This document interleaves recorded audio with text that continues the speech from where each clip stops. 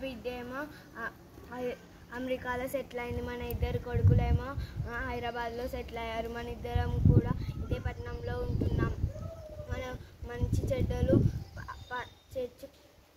పట్టించుకునే వాళ్ళే లేరు, మనలతో కబుర్లు పెట్టే వాళ్ళు కూడా లేరు. ఒకప్పుడు సాయంత్రం 4 అయ్యిందంటే పక్కింటి వాళ్ళు ముందింటి వాళ్ళు అందరూ వచ్చి మన ఇంటి గుమ్మం ముందు కూర్చొని కబుర్లు చెప్పుకునే వాళ్ళం. ఒకరు మంచి చెడులు ఒకరు చెప్పుకునే వాళ్ళం, ఒకరికొకరు సహాయం చేసుకునే వాళ్ళం కదండి. అవునే, ఇప్పుడు ఆ రోజులే లేవు. పెద్ద ముందు అందరం చెట్టు కింద కూర్చొని కబుర్లు చెప్పుకునేవాళ్ళు. ఏదన్నా లొల్లి జరిగితే పంచాయతీ పెట్టి సర్ది చెప్పేవాళ్ళు.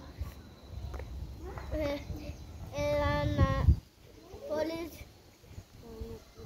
కానీ ఇప్పుడు పోలీస్ కేసులు అంటూ ఉడుకుతున్నారు, ఒకరినొకరు చంపేసుకుంటున్నారు.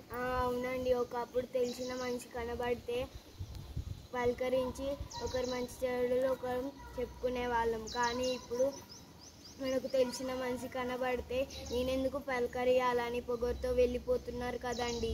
అవునే, రాజయ్య పోసయ్య అందరం కలిసి సాయంత్రం 5 అవుతే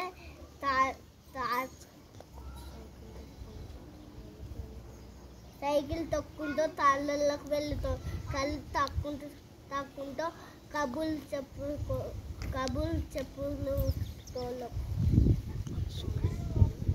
కానీ ఇప్పుడు అడ్డమైన మందులు తాక్కుంటూ ఆరోగ్య పాలవుతున్నారు. అవునండి, మన వయసు వాళ్ళు అందరికీ వాళ్ళని పట్టించుకునే వాళ్ళు లేక వాళ్ళ మంచి చెడులు తెలుసుకునే వాళ్ళు లేక, వాళ్ళతో కబుర్లు చెప్పేవాళ్ళు లేక వాళ్ళు చాలా చాలా మనస్తాపడుతున్నారు కదా. ఒకప్పుడు మనం పొలం పనులు చేసుకుంటూ చాలా సంతోషంగా ఉండేవాళ్ళం.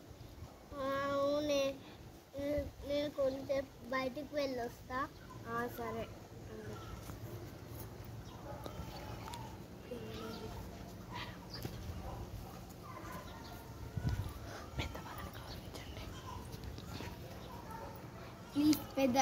ప్లీజ్ దయచేసి పెద్దవాళ్ళని గౌరవించండి, వాళ్ళ మంచి చెడులు తెలుసుకోండి, వాళ్ళతోని కొంచెంసేపు టైం స్పెండ్ చేయండి.